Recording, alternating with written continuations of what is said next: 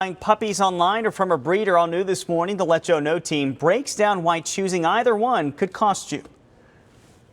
I never heard from her again, really. Waiting months with no answers, no puppy, and still no refund. In the last few weeks, we told you about Cox Family Doodles in Mesa. More than 24 people who contacted us saying they didn't get their dogs and are still trying to get back deposits, averaging $500. So what protections are in place when you deal with a dog breeder? How do you know what you're really getting?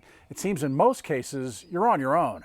There are not specific regulations that target breeders. Ruthie Jesus is an animal cruelty investigator and field operations supervisor for the Arizona Humane Society. One of the biggest problems that we see really commonly are puppies or even adult dogs that are being bought and sold on Craigslist. Like what happened to Nancy. She emailed us saying she found a husky puppy on Craigslist. She paid $380, then another $4,000 in vet bills when she found the pup had parvo and the seller disappeared.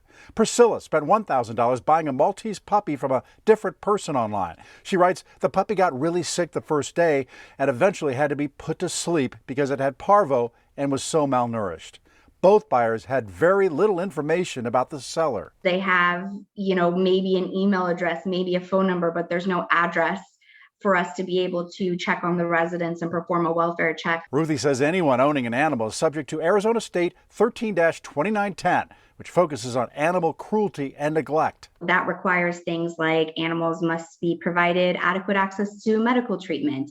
They have to be provided water and food and shelter, and you can't abuse them or leave them in a hot car or fight them, things like that. She adds there are no regulations for the number of dogs a person owns, how they're bred, or even how they're sold.